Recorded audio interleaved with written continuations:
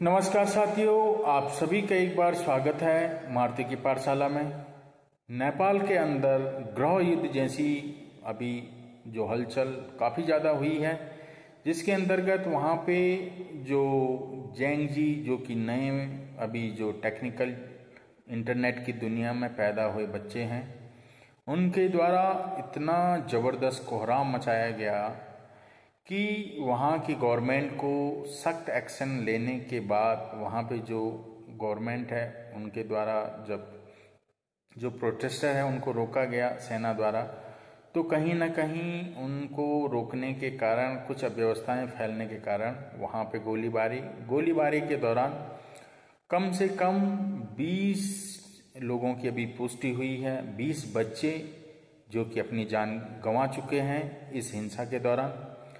ये जो प्रोटेस्ट है ये क्यों हुआ, क्या कारण मुख्य है इस प्रोटेस्ट का, और आज या कल नाइट में वहाँ की नेपाल गवर्नमेंट ने क्या फैसला लिया है, तो इस पे चर्चा करेंगे विस्तार से। तो दोस्तों, अभी जो नेपाल में जो घटना घटित हुई है इसका मुख्य कारण था कि नेपाल की गवर्नमेंट ने अमेरिकन ऐप्स जिसमें जो प्लेटफॉर्म है जो कि आपका यूट्यूब, फेसबुक, ट्विटर, इंस्टा, ये एकदम से बंद कर दिया था, इसको बैन कर दिया था अपनी कंट्री के अंदर, और कुछ सिक्योरिटी पर्पज के करके ये बैन किया गया था, जिसके कारण एकदम से इसका बैन होना वहाँ के जो लोग हैं, वहाँ की जो जनता थी वो सड़कों पे उतर आए कि इस तरीके से ये बैन किया गया और कहीं ना कहीं हम लोगों को दबाने की कोशिश की गई है नेपाल की गवर्नमेंट द्वारा। दोस्तों, इसमें कुछ इंटरनली कुछ कमियां थी या फिर कुछ बाहरली ताकत भी इसमें पूरी तरीके से अपना दबाव बना के रखी थी। जब ये बंद हुआ, ये ऐप बंद किए गए परसों, उसके बाद कल का दिन पूरा काफ़ी हिंसक झड़पें, काफ़ी हिंसक घटनाएं, जिसके अंतर्गत वहाँ के संसद में पहुँच जाना, और ये कोई आम घटना नहीं है, ये कहीं ना कहीं साजिश की इसमें बू है। और क्या होगा ये वहाँ की गवर्नमेंट अब खुलासा करेगी।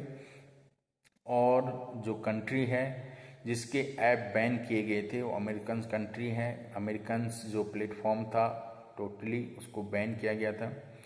कुछ नेपाल गवर्नमेंट की मांग थी कि वहाँ पे वो अपना कोई लोग रखे ताकि कल कुछ बातें हैं, कुछ चीज़ें हो तो हम कम से कम कार्रवाई करने के लिए कुछ चीज़ें पूछ तो सकें।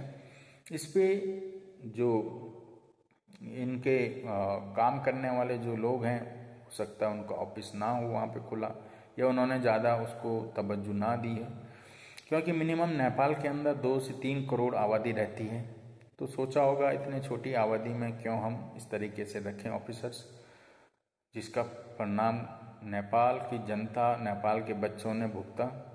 और नेपाल का जो आज के समय चाइना प्रेम बढ़ा है, जो कि टिकटॉक को बैन नहीं किया गया, टिकटॉक को एज यूजुअल वर्किंग एरियाज में रखा गया था और बाकी बैन्स कर लिए थे, बाकी सारी चीज़ें बैन हो चुकी थी। तो ये जो जैंग जी जो एक श्रेणी है, जो कि अभी जो बच्चे हैं, जो भी इंटरनेट की दुनिया में पैदा हुए बच्चे हैं, उनका जैंग जी करके उनको प्रोनाउंस किया जाता है। और उनका सोचो इस तरीके का हिंसक झड़प करना, इतना उनका मानसिक तरीके से जुड़ा होना नेट के ऊपर या फिर प्लेटफॉर्म के ऊपर कि वो ये चीज़ें बर्दाश्त नहीं कर सके। कुछ ये भी रीज़न था, और कुछ रीज़न जो मैं आपको कह रहा हूँ, कहीं ना कहीं बाहरली देश जो जिस तरीके से ये काम करवाए हैं, धीरे धीरे चीज़ें आएंगी क्या था। लेकिन ये जो घटना है ये सामान्य घटना ही नहीं है, ये इस तरीके का पैटर्न आपने पहले भी देखा था बांग्लादेश के अंदर, सेम पैटर्न श्रीलंका के अंदर, और यही पैटर्न अभी नेपाल के अंदर हुआ था। तो इन पैटर्न के अंदर कहीं ना कहीं कुछ न कुछ तो राग छुपा हुआ है, ये धीरे धीरे निकल के आएगा।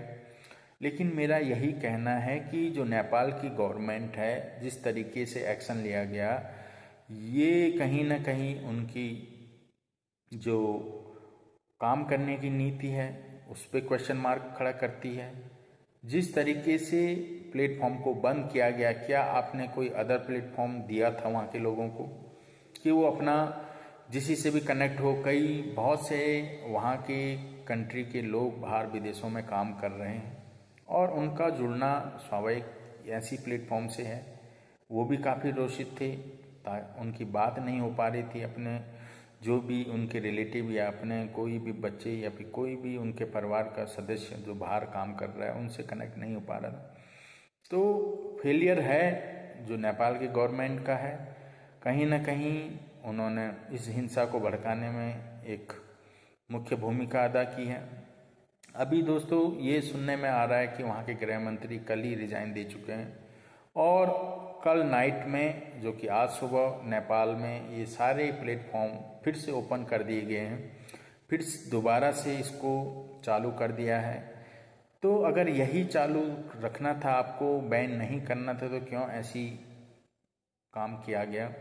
इस तरीके का एक्शन आपने लिया, छोटे बच्चों के ऊपर गोली चलाना और उनको सीधे गोली मारना, ये भी एक क्वेश्चन मार्क खड़ा करता है। तो देखते हैं, अभी फैसला वापस ले चुका है नेपाल गवर्नमेंट। अब जो फेसबुक, इंस्टा, यूट्यूब सारी चीज़ें चल रही है, तो कहीं ना कहीं है कुछ न कुछ बाहर का भी रहा है हाथ, और इंटरनली कुछ दंगे भड़काने में जो माहिर होते हैं अपोजिशन या फिर कुछ स्लीपर सेल, वो भी एक्टिव हुए और इस तरीके के ये दंगा भड़का।